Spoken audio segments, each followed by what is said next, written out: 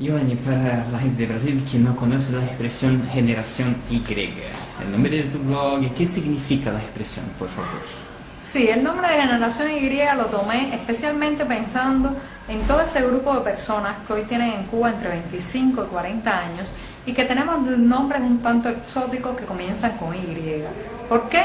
Bueno, quizás nuestros padres estuvieron buscando lo diferente, lo que se escapaba al pequeño círculo de lo relacionado y de lo normado. Nací en un momento en que prácticamente todo lo que podían tener los cubanos se obtenía por el mercado racionado. Sin embargo, había una gran libertad para ponerle nombres a los hijos. De ahí que nuestros padres se explayaran en colgarnos estas combinaciones tan simpáticas como Joandri, Yunieski, Yusimí y Jordanka también. Y bueno, también es una generación que ha podido influir muy poco en el destino de su país, que debió haber sido el hombre nuevo y que prácticamente ahora comprueba que ese país que le prometieron cuando niños no existe. ¿Tú eres de qué año? Una pregunta no muy delicada, pero... Nací en 1975, año en que se hacía el primer congreso del partido y momento en que la sovietización de Cuba estaba en su punto más alto. Entonces, en los años 80, antes de caer el muro de Berlín, tú ya eras una adolescente, ¿sí? Ya tenía unos 15 años por ahí. ¿Cómo te acuerdas de este tiempo? Recuerdo con mucha intensidad el año 1989. Fue un año convulso. Los cambios en Polonia, bueno, pues todo lo que había ocurrido alrededor del muro de Berlín. Incluso ya se podía presentir el desmembramiento de la Unión Soviética. En ese entonces yo era una adolescente de 14 años y lo viví sobre todo en la rápida evolución que sufrieron mis padres. De militantes del partido y de la Unión de Jóvenes Comunistas pasaron a blasfemar contra el gobierno, la crisis económica nos cayó encima, las personas sacaron afuera su religiosidad que hasta ese entonces habían escondido y todo cambió mucho en torno a mí. Fundamentalmente comprendí que esa bonanza que tanto se habla de los años del socialismo real, de los años 80, era en realidad la tubería del subsidio que llegaba del Kremlin. Pero si vivía bien en este periodo. No, no vivía bien. No. Pertenezco a una familia muy humilde. Nací en una casa de personas proletarias, 8 metros cuadrados para 6 personas. Y en los años 90, a principios de los años 90, mi familia cayó en una crisis total. Mi padre era maquinista de tren, perdió su empleo, el ferrocarril en Cuba colapsó. Mi madre trabajaba en una base de taxis llenando papeles y también sufrió mucho la crisis y la pérdida del 80% del comercio de Cuba, la baja del poder adquisitivo del país para comprar petróleo. Y mi familia pues se despeñó en una crisis alimentaria, material, que nosotros las hijas sufrimos bastante, ¿no? Giovanni, ¿tú ya tenías una conciencia crítica en este periodo, en los años 80, 80 y pico, por ahí? ¿Cómo tú eras? No, en realidad no. Antes de los 15 años creo que estaba sumergida en el sopor de la infancia, que no me permitía darme cuenta de lo que ocurría a mi alrededor. Fue exactamente cuando llegué a la adolescencia que coincidió con el fin de la utopía, con la caída del socialismo en Europa, que comencé a abrir los ojos y en ese momento ya afloró en mí un pensamiento crítico. Comprendía al mirar a mi alrededor que lo que vivíamos, las personas de mi barrio, que era un barrio muy pobre, mi familia y mis amigos, no se parecían en nada al discurso triunfalista que salía desde las tribunas. ¿Y tu pensamiento crítico cómo se desarrolló? ¿Con autores, con lectura, con películas, con convivio con la gente? Mi pensamiento crítico se desarrolló en primer lugar sumergiéndome en un mundo underground, en un mundo alternativo, paralelo, totalmente fuera de los canales oficiales. ¿Qué es donde tú vives, sí? ¿Dónde exactamente, yo soy una persona del límite, del margen, ¿no? Una persona excluida también de una sociedad que ha beneficiado y privilegiado a los que piensan similar al gobierno y alejado hacia los márgenes pues a los que tienen alguna inconformidad. Recuerdo haber alimentado esa inconformidad con múltiples caminos. En primer lugar, de mi esposo, periodista defenestrado, expulsado de su profesión. Trabajaba por el Estado, ¿sí? Exactamente. Mi esposo era periodista del periódico Juventud Rebelde, el segundo de importancia del país, justamente en los años en que la Glasnost lanzó su influencia sobre esta isla y bueno, a partir de un periodismo crítico que comenzó a hacer, fue condenado a no poder trabajar nunca más en su profesión. Después de eso fue mecánico de ascensores y allí fue cuando yo lo conocí. Entonces la inconformidad también se nutrió de su experiencia, de leer autores como Cabrera Infante, Jesús Díaz, Zoe Valdés, personas que me hablaban de esa otra Cuba que yo podía comprobar cada día. Creo que también de mis amigos, gente joven que tuvieron que salir de esta isla para poder realizar sus sueños. Veía como cada día disminuía el número de colegas en la universidad, disminuía el número de mis amigos y de mis conocidos, y terminaban exiliados yéndose a Honolulu, Madagascar o Suecia, a cualquier parte con tal de escapar de esta isla, ¿no? Yo, es la segunda vez que estoy aquí en su casa, ¿sí? Y yo me espantaba cuando entrevistaba a Claudia, y Claudia hablaba con una franqueza, haciendo críticas, y yo la pregunté, mira, tú no tienes miedo, este documental va a ser visto, va a salir en Brasil, lo sabes, ¿sí? ¿Y qué pasa con este sentimiento? ¿Cómo ustedes conviven con eso del miedo y al mismo tiempo la necesidad de criticar? Joanny. El asunto es que yo en abril del año 2007, que fue justo el momento en que creé el blog Generación Y, me cansé de tener miedo, me cansé de callar, de colgarme la máscara, me cansé de vivir con pánico toda la vida, ¿no? Todavía siento miedo, claro está, porque sé lo que le puede esperar a un individuo, a un pequeño ciudadano que se expresa frente a un Estado que es dueño de los tribunales, de las leyes, de la policía política, de la policía represiva, que es dueño también de las campañas de difamación que pueda ser víctima de ese ciudadano.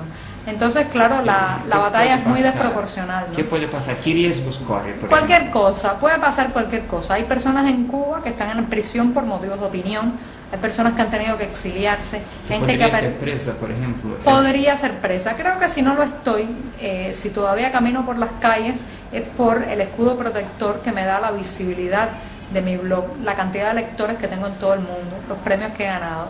Pero bien podría estar presa, claro está.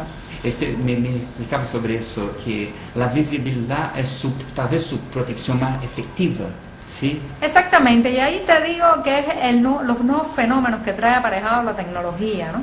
Hace 20, 30 años una persona que levantara su voz, que pusiera por escrito sus opiniones críticas, terminaría en la cárcel silenciado, y quizás la opinión pública internacional y nadie fuera de Cuba se daría cuenta. Eso ocurrió muchas veces. Por ejemplo, estoy pensando en Reinaldo Arenas, ese escritor capital para las letras cubanas, a quien le confiscaron una y otra vez los manuscritos de sus novelas. ¿Quién se enteraba de eso? ¿Quién protestaba por eso? Nadie, ¿no? Sin embargo, ahora ese potencial que da Internet, Twitter, Facebook, los teléfonos móviles, los amigos virtuales en todas partes, nos protege mucho. Cuéntame un poco cómo empezaste aquí en Cuba a hacer tu blog, porque no tenía una computadora. Ahora ya tienes, ¿sí? Tu computadora. Me cuenta un poco de esta historia que es interesante. Eso ha sido una evolución muy interesante, y yo creo que es, si lo miramos ahora, es la evolución de un individuo que un buen día dice: no puedo más, tengo que sacar fuera de mí esos demonios, los demonios de la inacción, del silencio, de la apatía, del conformismo, de la simulación. Cuando comencé no tenía una computadora propia. Unos meses después ya de escribir a mano y pedirle a amigos que me prestaran sus laptops para escribir, pues logré comprar una pequeña laptop Mercado Negro, que tuve que reconstruir mucho porque estaba totalmente deshecha. Era un verdadero Frankenstein, ¿no? Piezas de aquí y de allá. También cuando comencé, por ejemplo, los cubanos no podíamos acceder a los sitios públicos de internet, hoteles, por ejemplo, donde hay conexiones de internet. En ese momento yo me hacía pasar por turista, hablo un poco de alemán, por tanto llegaba a los lobbies de los hoteles, hablaba algunas palabras en alemán y podía comprar una tarjeta de conexión. Solo así pude comenzar el blog. Un año después de eso, Raúl Castro levantó la prohibición sobre la entrada a los hoteles, y ahora mismo pues entro bastante públicamente, sin esconderme, no tengo nada que ocultar. Me encantaría que los cubanos pudiéramos tener una conexión doméstica, pero lamentablemente no tenemos una oficina donde ir para contratar una cuenta de internet en casa. Pero todavía hay vigilancia, ¿sí? Aquí en su edificio. Tú me decías, cuando vienes tal vez puede ser que encuentre a alguien ahí en la entrada. ¿Cómo será eso? Soy una persona bastante observada. Creo que la estrategia en mi contra no ha sido tanto llevarme a prisión como tratar de convertirme en alguien radioactivo para mi comunidad y mis amigos.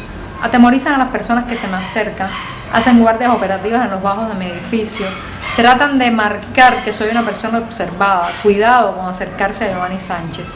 Sin embargo, trato de que nada de eso me neurotice.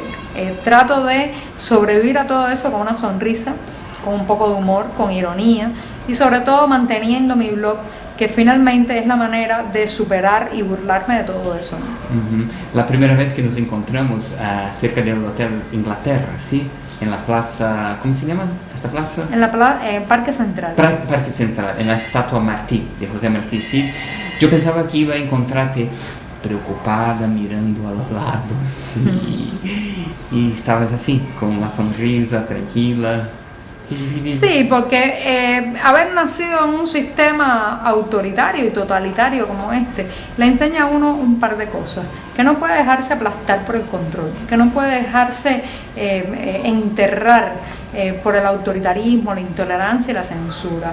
Uno tiene que seguir manteniéndose feliz. O sea, yo creo ser una persona feliz. Mi felicidad nace de mis amigos, de mi pareja, de un hijo maravilloso que tengo, del amor de mis familiares, de las lecturas que hago, de los proyectos que tengo. Y no voy a dejar que un grupo de censores, que un grupo de policías que me observan arranquen esa felicidad, que también hacen que mis textos tengan esa frescura, esa espontaneidad de quien no se siente víctima, sino profundamente responsable de lo que ocurre en su país.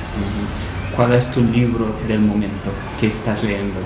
Bueno, ahora mismo me estoy releyendo un libro muy bueno que es sobre temáticas del dictador y el caudillo en la literatura hispanoamericana.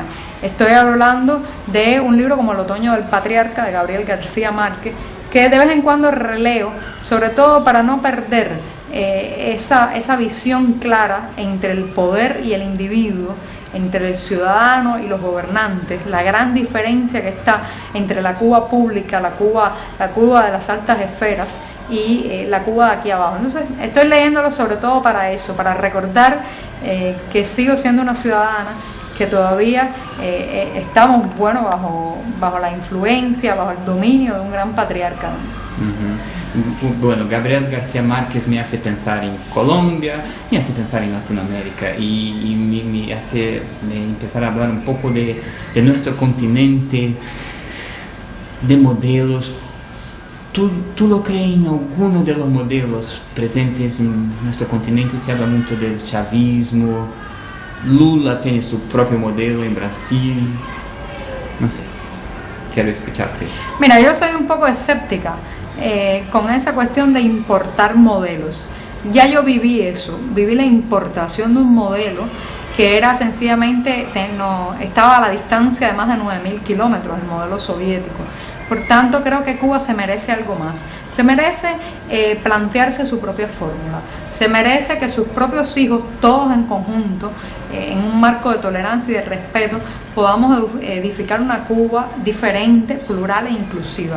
No quiero copiar ningún modelo.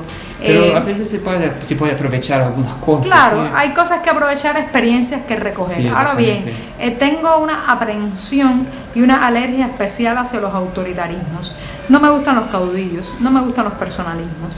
La gente que se quiere perpetuar en el poder, las personas como Hugo Chávez que hablan durante horas para una audiencia vestida de rojo, siempre me dan suspicacia.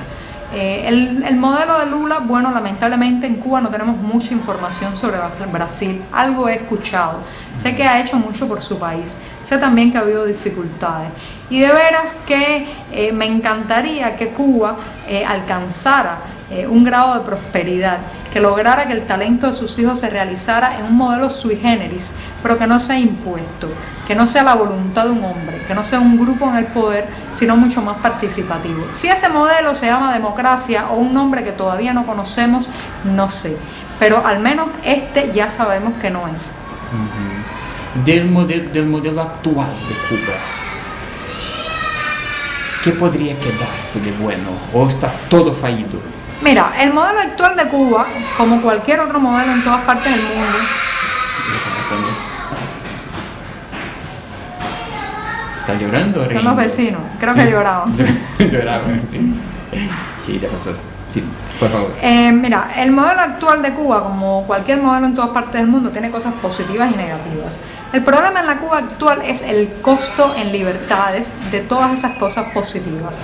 Cuando hablamos, por ejemplo, de la masividad en torno a la educación y a la salud pública en Cuba, estamos mirando solo el lado positivo, pero eso tiene un costo muy alto en libertades para los cubanos.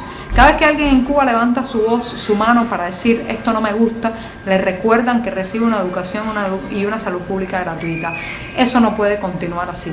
Tenemos que aspirar a tener una sociedad donde las personas tengan acceso a la educación y la salud sin que eso sea una mordaza ideológica, sin que eso implique la compra de su libertad política. Eso no puede continuar.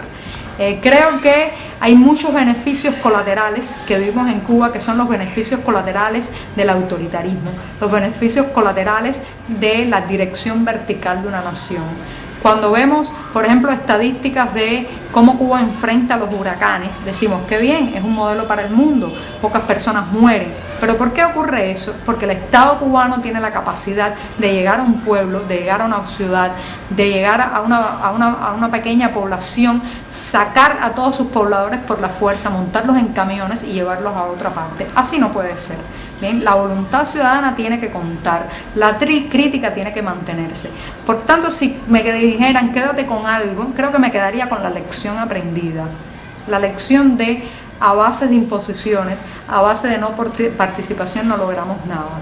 Hay que tratar de que en Cuba todas las personas tengan derecho a determinados servicios básicos, pero que eso no les cueste la libertad. Pero en los ejemplos de los huracanes que hablamos ahorita, no puede ser una cosa buena, un equilibrio, la presencia fuerte del Estado, no la dictadura, pero la presencia fuerte del Estado en algunos sectores, en algunas actividades, para garantizar ciertas cosas. Mira, o sea, ese no es mi punto de vista. Claro, mira, el Estado tiene que tener una presencia en la sociedad, está claro, ¿no? O sea, no soy una persona anárquica, ¿no? Lo que pasa es cuando los ciudadanos dependen totalmente del Estado, como es el caso cubano, y cuando no. En Cuba, cuando llega un huracán, las personas no tienen recursos para ir a una tienda y comprar maderas, comprar clavos, comprar papel precinta para poner en los cristales de las casas. Eso es imposible. Dependen exclusivamente de las pequeñas migajas que el Estado pueda darles. Entonces eso no puede continuar así. Si no puedes guarecer tu propia casa, tus propios recursos, y solamente dependes de que un Estado los proteja, entonces eres un ciudadano que vive en la indigencia, estás invalidado como un ser autónomo. Entonces lo que yo me imagino de veras es que hay que preservar quizás ese modelo de convocatoria, de poder informar a todos los ciudadanos, pero sin imposiciones. Decirle, si tú quieres proteger tus propios bienes, aquí están los recursos, tu salario sirve para eso, no tienes que esperar subsidios, no tienes que esperar caridad del Estado. En una otra entrevista tú decías, ¿de qué sirve la alfabetización si no podemos elegir lo que vamos a leer? Quería escuchar un poco más sobre eso. Mira, hay algunos mitos alrededor. Te digo que Cuba en el año 1959 era uno de los países del hemisferio que menor índice de analfabetos tenía, ¿no? Es cierto, antes de la revolución. Es cierto que la revolución completó ese cuadro de desigualdad y trató de darle una alfabetización a todos. Pero inmediatamente también se impuso un modelo muy ideologizado de educación. Yo creo que ahí estuvo el fallo. La idea de alfabetizar a una persona es darle alas para que vuele, no grilletes para que quede en la tierra. En estos momentos los cubanos no podemos comprar en nuestro país, por ejemplo, prensa extranjera. Hay autores prohibidos que no se pueden leer en Cuba. Estoy hablando de personas como Mario Vargas Llosa, que es un clásico de las letras hispanoamericanas. Otra persona como Guillermo Cabrera Infante, premio Cervantes de literatura, nacido en esta isla y condenado al silencio oficial sencillamente porque se exilió. En fin, la lista es enorme y larguísima, ¿no? Entonces, ¿cómo un Estado, cómo un gobierno que ha enseñado a leer a sus ciudadanos puede además tomarse el derecho de decir que pueden leer y que no? Eso no es correcto. O sea, yo creo que sencillamente a las ansias de un principio de ayudar a los más humildes, sencillamente el gobierno terminó por ponernos cadenas a todos. Mi hijo hoy va a la secundaria, en su aula hay 6 fotos de Fidel Castro. En muchas de sus clases se repiten los viejos esquemas de revolucionario contra revolucionario, fieles y gusanos. Y yo no quiero eso para mi hijo. Quisiera poder debatir, decidir qué tipo de educación desideologizada pueda él recibirlo. ¿Te consideras que tal vez en el principio la revolución pudiera tener sido buena o nunca? Ya empezó como con un error fundamental. Mira, yo no viví aquellos momentos. Todo lo que sé de los primeros años de la revolución lo sé por boca de otras personas que me lo han contado y por los libros de historia, además de documentales, series de televisión. Pero te digo que este era un pueblo que quería sacudirse a una dictadura fuerte que había inundado incluso en sangre las calles habaneras y las calles de otras ciudades del país, pero no creo que hubiera una intención de parte de la población de abrazar el marxismo-leninismo ni el comunismo. Eso creo que fue la primera traición que fue sometida a la Revolución Cubana. Incluso, aunque nadie escuchaba en ese entonces, aunque las estadísticas no se hacían públicas, está la prueba documental allí de todas las personas que se opusieron a eso, ¿no? Y los fusilamientos de 1959, los campos para recluir a homosexuales, religiosos y personas inconformes en los años 70, el quinquenio gris de la cultura. O sea, fue una serie de sucesos que fueron coartando la libertad. No creo mucho en la teoría de la revolución traicionada. Yo creo que Fidel Castro era un hombre consciente también de lo que hacía y sencillamente terminó por convertir al país a su imagen y semejanza. El gobierno de hoy te pone el rótulo, yo leí eso en una entrevista de mercenaria, sí, que estaría, no sé, si estaría trabajando por el interés de otros gobiernos, del gobierno de los Estados Unidos. ¿Esto es verdad? Eso lo dicen mucho, pero la verdad es que eso lo he oído durante toda mi vida de todos los inconformes. Desde que era niña escuché acusaciones similares de personas que se iban de Cuba, de personas que dentro de aquí manifestaban sus críticas, de personas que creaban un partido de la oposición, de todos y cada uno que se atrevía a decir no estoy de acuerdo, pues inmediatamente era clasificado como contrarrevolucionario, gusano, escoria o apátrida, también de mercenario. Esa justificación la utilizó el gobierno cubano en marzo del 2003 para encarcelar a 75 opositores y periodistas independientes. Por tanto, de tanto usarse el mismo argumento se ha gastado. Cada vez en Cuba la gente cree menos en él. Y yo personalmente, que lo estoy experimentando en carne propia, al vivirlo, me doy cuenta que todo lo que me han dicho hasta ahora también ha sido mentira. Todas las acusaciones que me dijeron sobre otras personas ahora para mí están en total cuestionamiento, porque yo sé lo que soy y claro está que estoy muy lejos de ser una mercenaria. La gente, por ejemplo, te para en la calle, la gente te reconoce a tu trabajo. ¿Cómo es tu convivio con la gente de las calles aquí?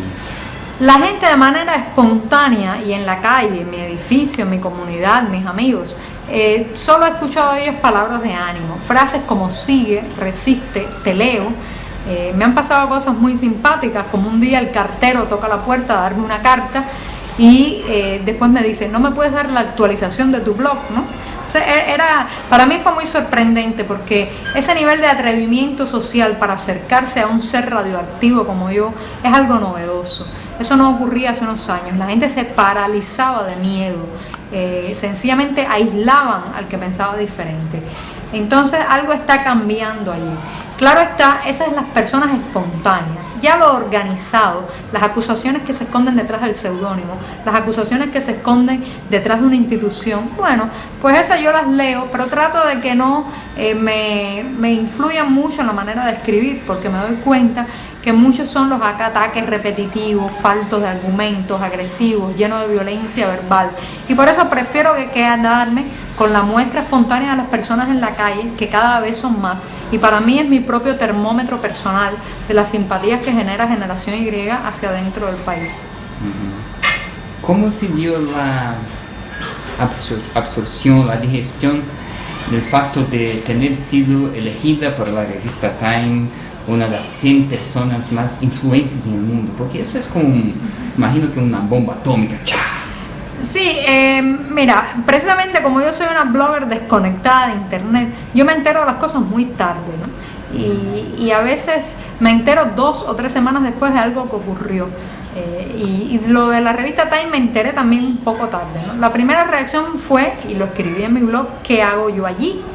Pero después, meditando un poco, he pensado que quizás estamos asistiendo a un nuevo momento, a una nueva época en que no solamente los famosos, la gente linda, carismática, los que hacen buenos discursos, cantan buenas canciones de rock o se ponen modelos de ropa muy extravagantes, llegan a las portadas de las revistas o debajo de las luces, ¿no? Sino también los pequeños ciudadanos, esas personas diminutas como yo, que un buen día deciden comenzar a cambiar su entorno, su vida, su propio yo, y de pronto pues se encuentran con que son seguidos por miles de personas en el mundo. Esa fue la sensación, es decir, quizás este es el anuncio de que los ciudadanos estamos finalmente siendo reconocidos en esos lugares donde antes solamente eran para famosos. Seguro que sí, y eso es muy bueno, es increíble. Yo considero increíble me siento contento de verdad, porque vives en un lugar, mira, sencillo, un apartamento en un edificio de microbrigada. ¿De? En microbrigada, que es todo un concepto en Cuba. Sí, sí, es un edificio de clase media, yo diría. Sí, de gente sencilla, sí. Sí. Que no tiene plata, no tiene carro del año, no sé. Auto no tengo. Sí. Y no tengo auto, no tengo cuenta bancaria, no tengo secretaria, no tengo un equipo de trabajo. O sea, soy yo con mi blog, con los problemas cotidianos ahí cada día chocando con ellos. Y sobre todo soy yo conviviendo con la presión estatal, lo cual a veces es realmente muy fuerte. A veces no me levanto y digo no puedo seguir, me falta la fuerza, me falta el ánimo, pero cuando me acuerdo de todas las personas que siguen el blog, de todas las gratificaciones personales que me ha dado y de todo lo que tengo todavía por contar, bueno, pues las baterías se me cargan y sigo adelante, ¿no? ¿Hubo un momento específico del boom de tu blog? ¿Cómo se fue o si dio poco a poco? ¿Cómo fue el proceso, Mira, Yoni? Generación Y ha sido como una ola que ha ido subiendo y no veo decaer. ¿Por qué? Porque Generación Y recoge el sentir de muchas personas, la opinión de muchos cubanos, el deseo universal de expresarse, el deseo universal de ser libre. Y eso es algo que atrae mucha simpatía, ¿no? Entonces, te digo que cuando los primeros meses que yo comencé a bloguear, que era un blog anónimo prácticamente en la red, nadie lo conocía, para mí era como una botella lanzada al mar, no sabía si alguien podía recogerla, leer el mensaje que estaba en el interior o no. Pero a partir de allí, y que las personas fueron detectando que existía una persona desde dentro de esta isla, una mujer, 32 años, que escribía lo que le pasaba alrededor, fueron leyendo, entrando al blog, y en un momento, mediados del año 2007, quizás septiembre, octubre, me encontré de pronto en que había pasado de ser una anónima ciudadana, de ser una persona que disfrutaba del don de la invisibilidad, a estar bajo los focos, bajo las preguntas, bajo la mirada crítica y sobre todo bajo el ácido corrosivo de los aparatos de inteligencia en Cuba, así de la noche a la mañana. Eso fue muy fuerte y creo que en ese momento me lo pensé, ¿sigo o no sigo? Estoy a tiempo, pero no, ya no estaba a tiempo, porque había pasado una delgada línea roja, la delgada línea roja que separa al que no opina del que opina. ¿Tienes energía para 2 o 3 preguntas más? Adelante. Ya estoy preguntando hace unos 30 minutos y una cosa que me olvidé cuando hablábamos de la revolución, hablábamos antes de prender la cámara, era sobre un comentario que un anciano me ha hecho de que aquí en Cuba no se ve niños en las calles. Y yo quería, si probablemente una cosa buena, una conquista de la revolución, yo aquí en La Habana todavía no sé si vi 1 o 2, tal vez nadie en las calles. Quería tu opinión sobre eso, los niños. Sí, mira, hay determinadas frases que se repiten y a veces no se analizan bien, ¿no? Y creo que eso ha sido uno de los grandes clichés, ¿no? Por ejemplo, se cree que los cubanos reímos gracias a la revolución. No, los cubanos reímos desde siempre. Incluso se dice que cuando Cristóbal Colón llegó a Cuba, una de las primeras cosas que preguntó es: ¿y estos de qué se ríen?, ¿no? Ya los taínos se reían. Entonces, el día que Fidel Castro asaltó el cuartel Moncada en Santiago de Cuba, había carnaval y todo el mundo reía. Por tanto, relacionar la risa y la felicidad con el fenómeno social que está ocurriendo, creo que es un poco tratar de mezclar algo que no tiene relación, ¿no? O sea, los cubanos somos un pueblo divertido por naturaleza, que ante un montón de dificultades tratamos de poner una sonrisa, incluso sufriendo y llorando nos reímos, porque ¿qué vamos a hacer, no? Divertido y educado. Divertido y educado, y educado desde siempre también. Aquí hay una cultura intelectual, aquí hay padres fundadores de la identidad nacional que la basaron en el pensamiento, en la filosofía, en la pedagogía. O sea, desde Martí ya había una tradición intelectual muy fuerte en Cuba. Esta es una isla de poetas, de literatos, de pintores, de músicos, una isla tocada por la magia de la creación. Siempre ha sido así, ¿no? Ahora bien, en el tema de los niños en la calle, hay una frase que se repite, dice, en Cuba no hay niños descalzos. Bueno, eso yo podría matizarlo, porque yo he visto niños descalzos en las calles, he visto niños pidiendo dinero. Pero bueno, supongamos que en comparación con otros países es pequeño el número. Está bien. ¿Y por qué esos niños no están descalzos? Bien, comprar un par de zapatos en la Cuba actual costaría alrededor del salario medio de un profesional. Eso tendría que ser comprado no en mercado racionado, porque el mercado racionado no oferta zapatos. Tendría que ser comprado en el mercado en pesos convertibles, una moneda en la que no nos pagan nuestros salarios, porque los salarios son en pesos cubanos. Entonces, una familia que tiene un hijo, ¿cómo le compra zapatos? Pues bien, entonces tiene que robarle recursos al Estado, tiene que delinquir, hacer una profesión ilegal, ser taxista sin licencia o pedirle el dinero a la familia que vive en Miami, en Madrid o en Luxemburgo, ¿no? Entonces, ¿por qué los niños en Cuba, la mayoría tiene zapatos? Porque sus padres todos los días transgreden la línea de la legalidad, porque sus padres todos los días hacen algo no estipulado en las leyes, hacen algo en contra de la moral oficialista.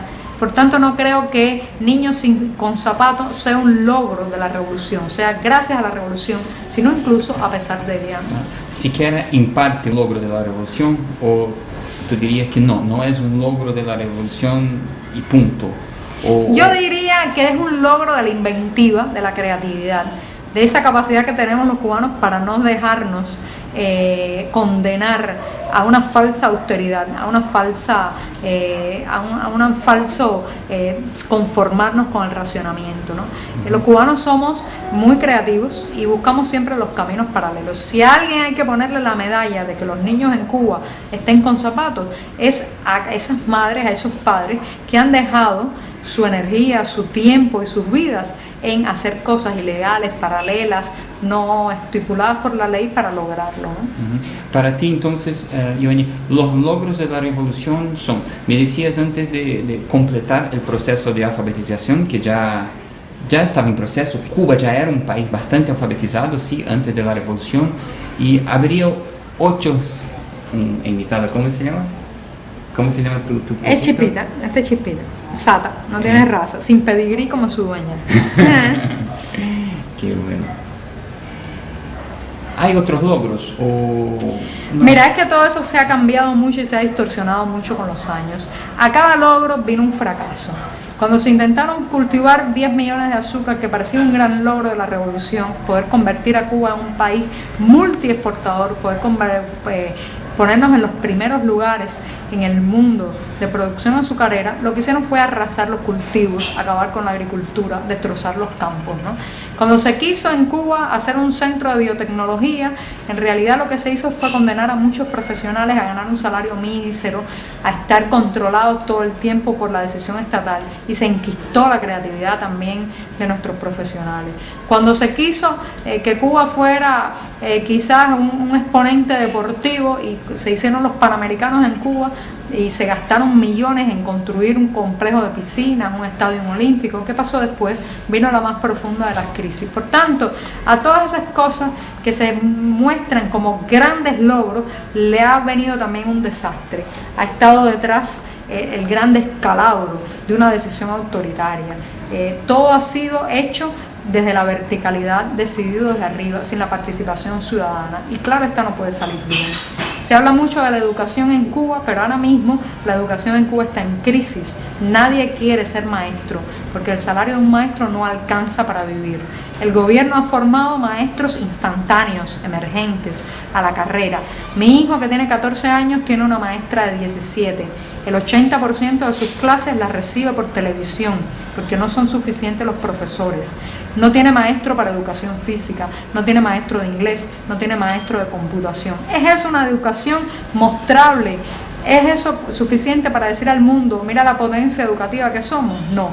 Yo creo que hay mucho de estadística inflada, de falta de escrutinio sobre los logros.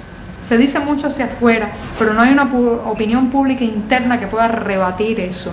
Porque este país es uno de los que más estadísticas tiene en suicidios, en divorcios, en abortos, en exiliados. ¿Por qué? Porque esas estadísticas no se muestran y siempre se repiten cansonamente las mismas estadísticas de siempre. Que nos digan la verdad, que no nos muestren como el paraíso, porque yo que vivo aquí cada día compruebo en la calle que aquí no está ni Adán y la manzana, ni Adán ni Eva, y la manzana ya no existe hace mucho tiempo. ¿Dónde está tu libro en portugués? ¿Está allá? Sí. ¿Puede mostrarnos? Este libro me llegó hace unos días. Estoy muy feliz, la edición me gusta mucho. Y Es de Cuba con cariño. Com carinho. Ah, você fala português. Quisiera. Não, você falou agora com carinho, sem sotaque, sem acento. Ah, sí. Sí, con cariño. Sí. Bueno, pues este es mi libro, que estoy muy feliz. No he podido ir a presentarlo, pero no importa. Sí. Lo estoy disfrutando igual.